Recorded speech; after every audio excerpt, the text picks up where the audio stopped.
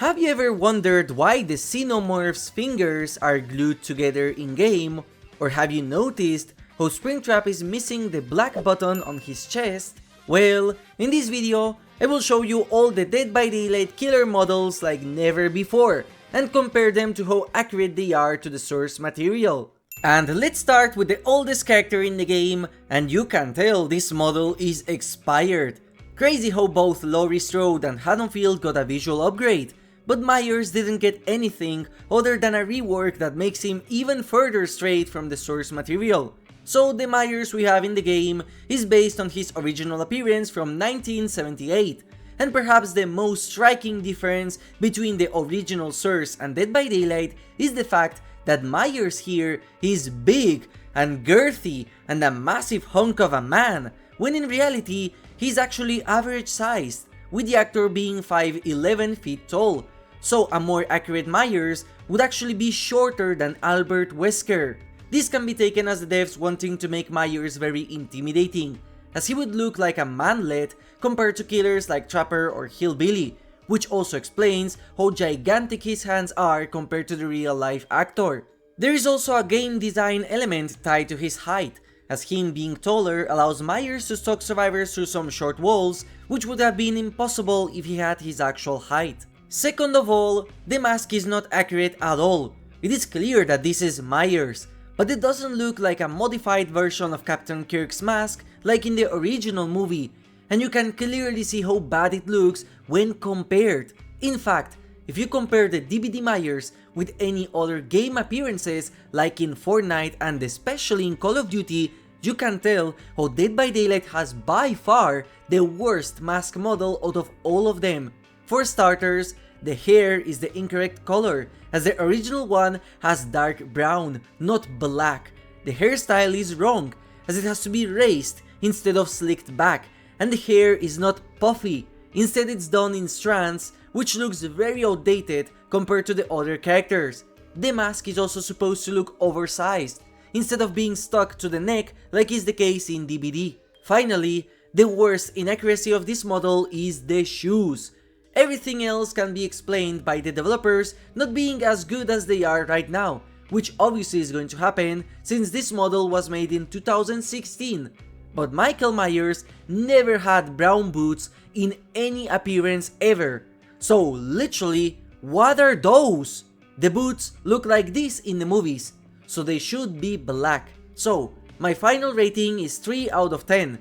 Yes, this is Michael Myers, but considering how Fortnite has a better model than DBD, that's kinda crazy. So Myers desperately needs a visual upgrade. Now Leatherface is a massive upgrade compared to Myers, as he is pretty accurate to the original Texas Chainsaw Massacre movie.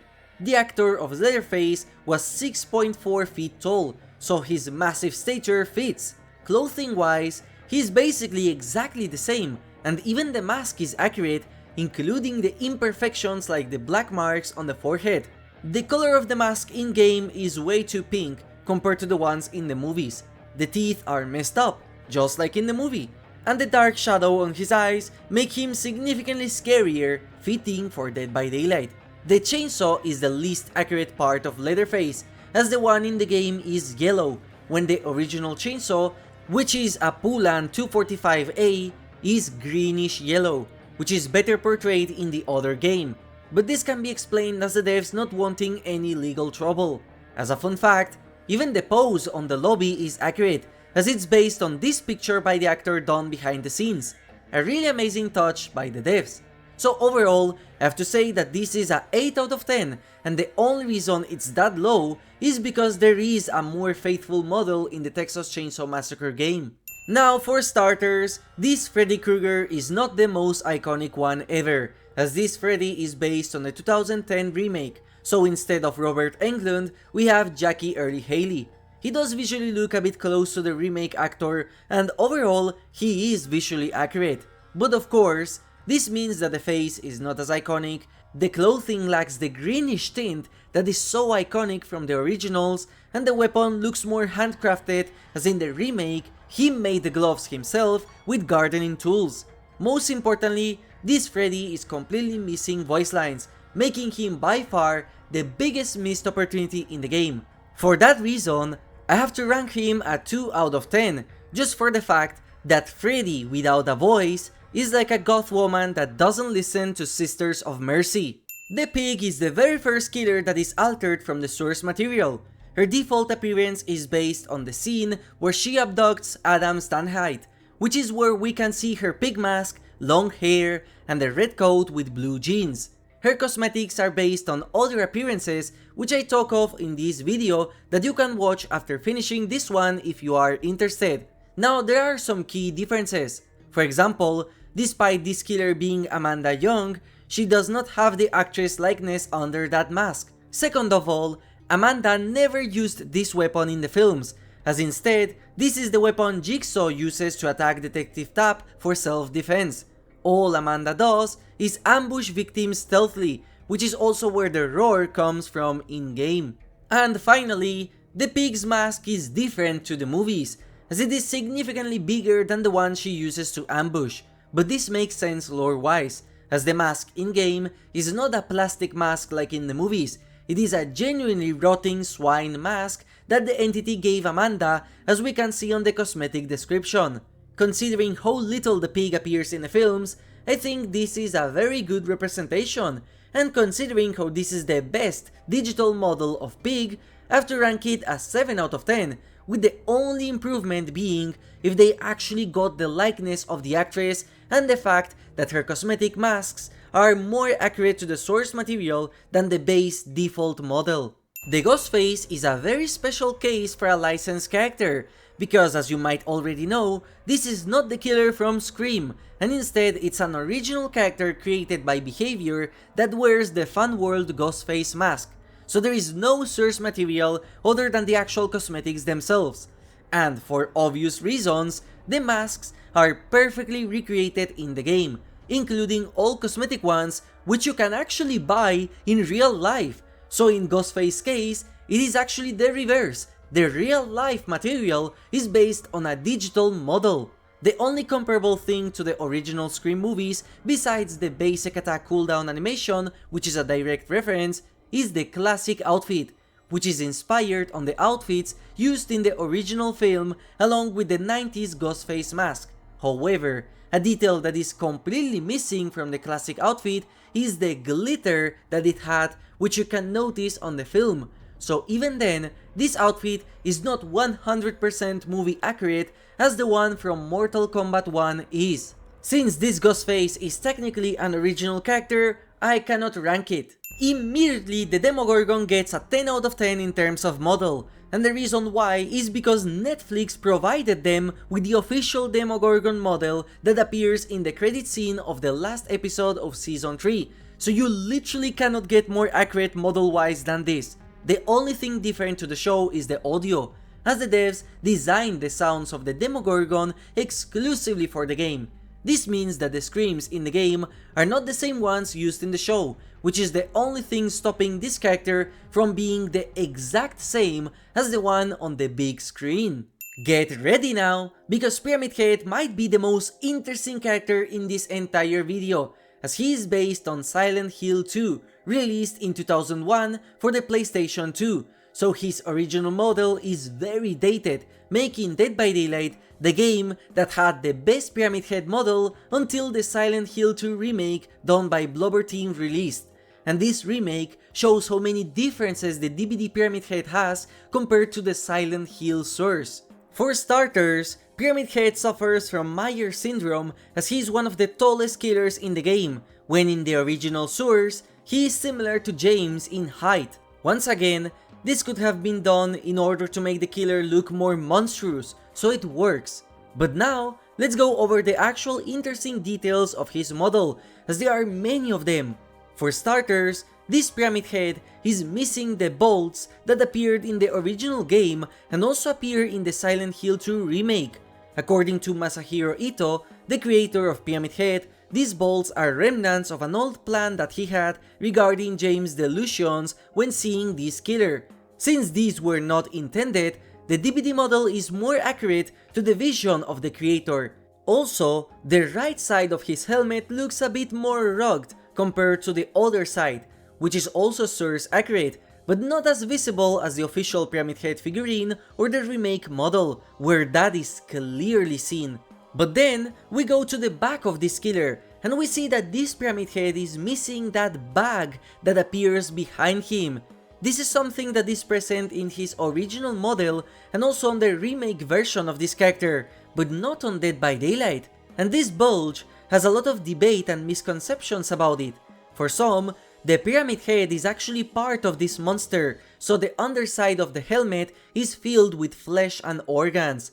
But according to the creator, the Pyramid Head is just a mask designed to be as uncomfortable as possible to the wearer as part of punishment. So there is something inside, but he never revealed what. In fact, this bulge being missing is not something exclusive to Dead by Daylight, as Dark Deception, a game with a Silent Hill DLC, also has this detail missing. But perhaps the craziest detail that this Pyramid Head model has, which is even more accurate to the original games than the Silent Hill 2 remake, is the fact that at some point in development, the devs tried to get the Pyramid Head tongue as part of his model. So for those of you that don't know what I'm talking about, in the original games, and according to the vision of Masahiro Ito, Pyramid Head had an appendage that could protrude from his iron head in order to add a freaky element to this killer. The only reason the tongue existed was just to further prove the delusions of James Sunderland. In Dead by Daylight, this tongue does exist as part of his model, but was unused and unfinished, as it had no skeleton attached to it, so it cannot bend. What is absolutely mind-blowing is the fact that the model of Pyramid Head is still designed with that hole on the iron head. As you can see in every single skin, that Pyramid Head has a small box inside the helmet where this tongue would have come out. As of now, there is no official statement as to why this tongue was unused despite so much effort being put on it. So you might think that I will give this killer a very high mark for source accuracy, but you are wrong. The reason why I say this is because the Dead by Daylight Pyramid Head has one mistake that I had absolutely no idea about, and it blew my mind when I checked it out, and it's all thanks to Smash K Sophia for ruining the DVD model for me. Pyramid Head is supposed to have the index, middle, and ring finger all conjoined together in the same glove. You can see this in the original model, the Silent Hill 2 remake model, and even the Dark Deception model. But in Dead by Daylight, his fingers are separated. The only explanation I have for this phenomenon is that maybe the artist wanted to separate the fingers in order to create cosmetics without gloves, as his first two cosmetics are indeed gloveless. So in order to not give him two different sets of animations for the hands, they just created one. But still, funny how once you notice this detail in the original games, suddenly a normal hand looks so weird when compared. All these mistakes make this model a 7 out of 10 in my eyes. There is clearly a lot of effort put on it, but also so many weird things that stand out when you take a closer look. And honestly, the remake Pyramid Head is just the peak model in this case. Nemesis is next, and as a reminder, we are only talking about the model, because the power is not accurate to the games at all. And overall, Nemesis is really accurate to the source material, which is his appearance in Resident Evil 3 Remake. But something funny about this Nemesis is that he is the reverse of Myers and Pyramid Head. The actual Nemesis is much bigger than the one we have in game, which is crazy to think, because Nemesis is already one of the biggest characters in Dead by Daylight. So overall, this model, despite being smaller, is a 9 out of 10, as he is basically the exact same as the source material. The only interesting thing I can mention about this killer is how Dead by Daylight is the first time in 14 years where we get to see an HD rendition of the classic Nemesis design, which was last used in Marvel vs. Capcom 3. So for me, the fact that this cosmetic exists in the first place and Behaviour was capable of getting it for their games is absolutely crazy. Unfortunately, the next character is the Cenobite, a character you can no longer get, And I say it's sad because the devs actually put a lot of effort on both characters. Pinhead and Chatterer are basically carbon copies of the original characters from the movie, down to every single detail. I could not find any difference or mistake from the two models. The brutal wounds on the body, the cool design of the gloves, even the backside of Chatterer is accurate to the movies. The only thing I can say if I had to be picky is maybe the face of Pinhead is not exactly the same.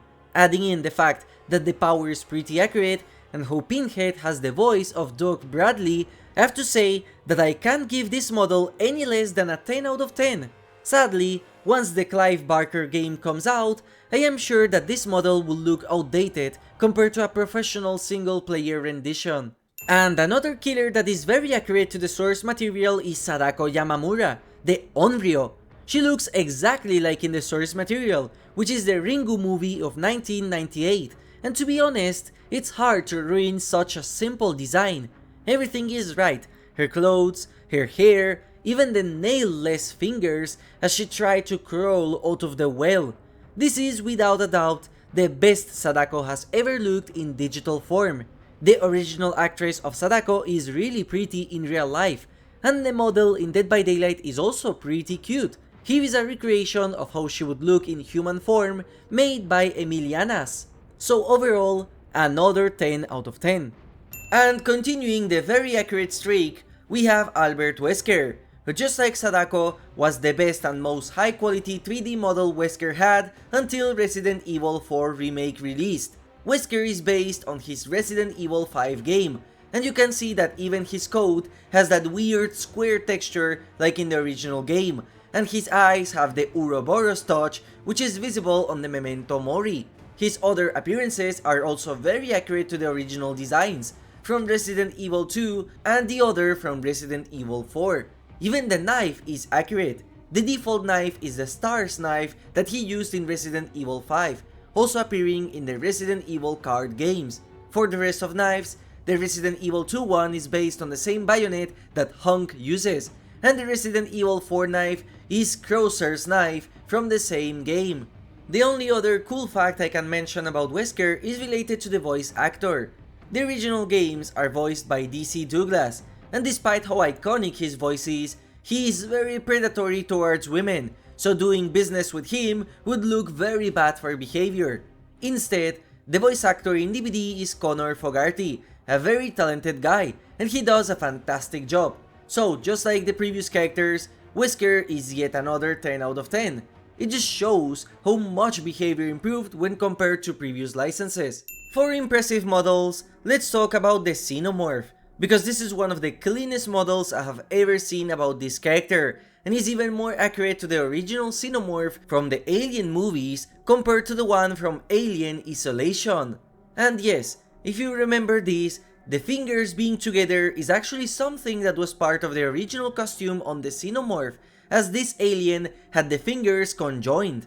The accuracy is so good that the devs even designed a skull inside the head of the Xenomorph, which is sadly not visible in game, and it shows how this creature has holes for the eyes even though there is nothing there, which makes this creature look even more alien.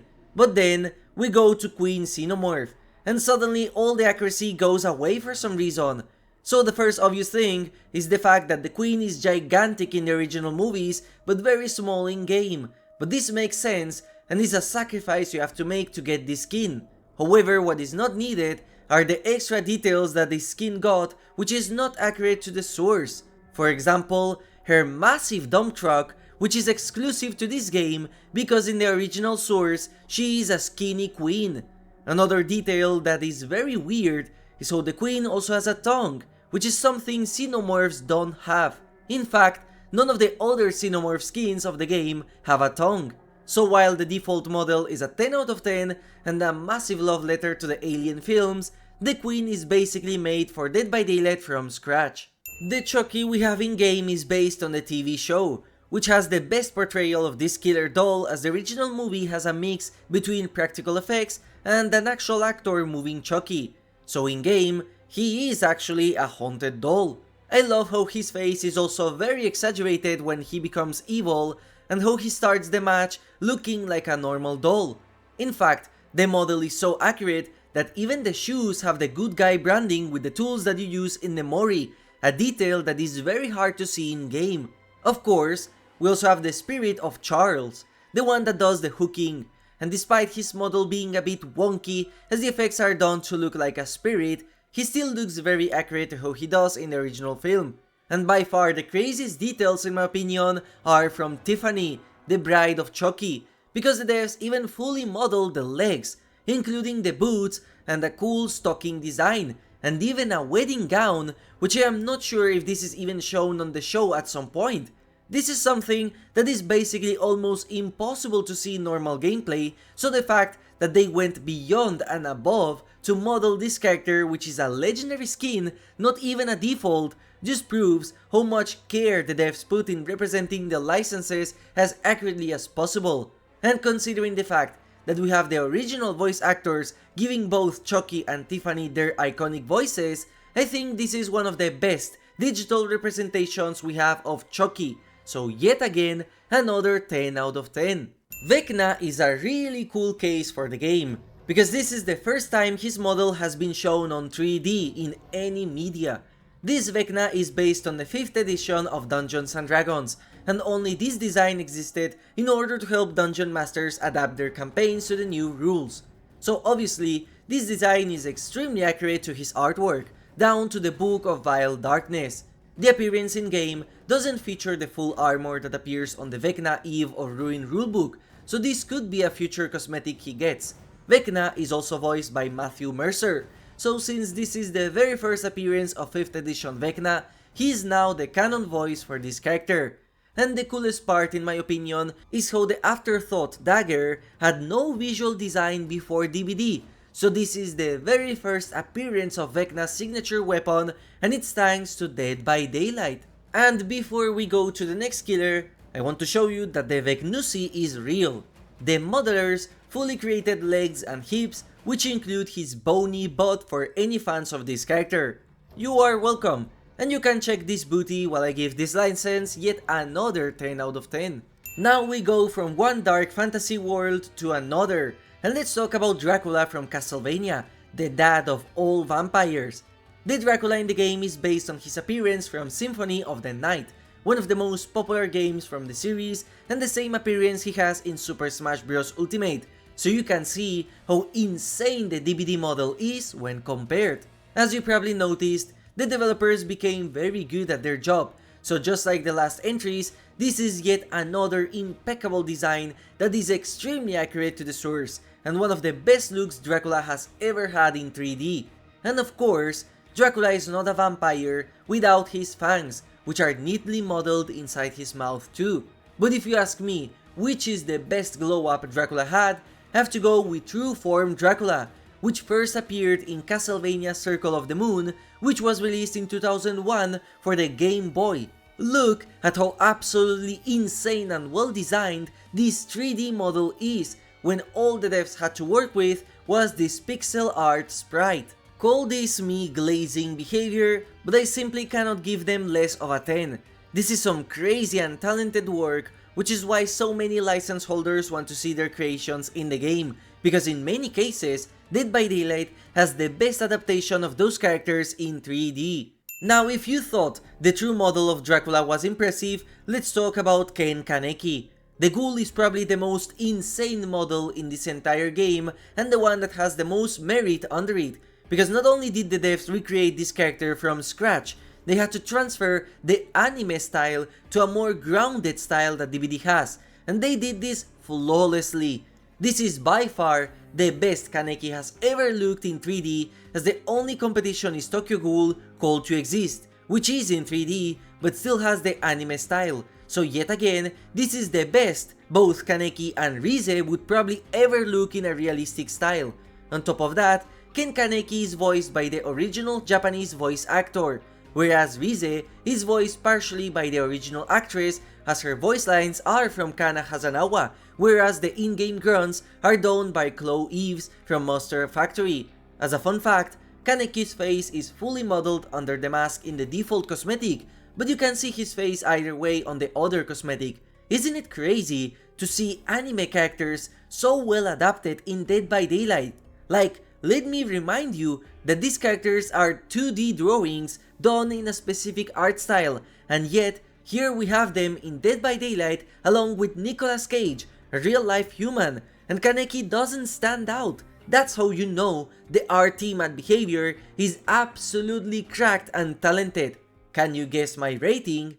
And now let's end the video on a very high note, because for some viewers, this model is a dream come true, but some others do not call it the best Springtrap model there could be, so let's dive into it. Obviously, this Springtrap is based on his first appearance in Five Nights at Freddy's 3, and this is supposed to be a man trapped inside a spring-locked suit. Sadly, while Scott is great at making animatronics, he is really bad at making humans, so the original Springtrap does not look anatomically correct. The best model before DBD was the one done by Illumix for FNAF AR, but even there you can see how a human would not fit inside the suit. Dead by Daylight fixes this with this outfit, and finally, for the first time ever, it does look like this is an animatronic suit that has a body inside it.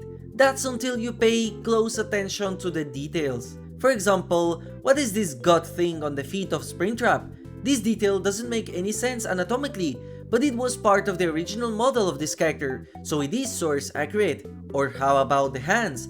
There is no way for a human to individually control the fingers of the suit, as the hand is completely separated from the main body. In fact, now that the spring block is more visible, it shows how this Springtrap has much more robotic components compared to the original one. So as much as the devs did try to get a realistic design in DBD, this still has the flair of the original indie design of this character, so you can call it an insane upgrade. The coolest aspect of this Springtrap is how, now that we get to see him animated fully, you can understand how this animatronic actually attracted kids, because despite it being a literal rotten robot with a body inside, it still looks cute. But now let's talk about one aspect of this model that some players found weird, and that is how the belly part of Springtrap is completely missing. In the original source, you can see how the belly of the suit is colored differently, and it also has a small button on the top, which is completely missing for the DBD model, making it look flatter. Why this is missing, to this day nobody knows the answer. But this is the only detail that makes this Springtrap not visually faithful 100% to the original FNAF games, even if this is, in my opinion, the best any FNAF character has ever looked and also sounded like, as we finally get to hear more voice lines from PJ Haywood, the original voice actor for Springtrap in Pizzeria Simulator. Yellow Rabbit is also very accurate, which is an impressive job, as everything is accurate to the movies, and the details on the suit show that he was taken right as he was about to die in the ending on the film. The only thing I find funny is how absurdly gigantic the knife is, as the one in the movie is normal sized. Just imagine being a normal human trying to use this guillotine blade as a knife. And finally, we have Glitchtrap, the only character that had a fully done 3D model that Behaviour could have taken from the Help Wanted game, but they didn't. I know this model was done from scratch. Why, you might ask? Because this Glitchtrap has been eating a lot of pizza, as he is for some reason fatter than the original source. His face is wider compared to a smilier look, and he went from being a normal rabbit to have a skinny fat build. Glitchtrap, you need to hit the gym, buddy. So overall, I will give both Springtrap and Glitchtrap a 9 out of 10 and a 10 out of 10 to Yellow Rabbit for source accuracy. And that concludes this session of me glazing the DBD models for almost half an hour. I hope you enjoyed the video, just like I enjoy the amazing support that my members give me in order to make these dumb videos possible. Make sure to let me know if you enjoy these types of videos being done, and as always, thank you for watching and have a nice day.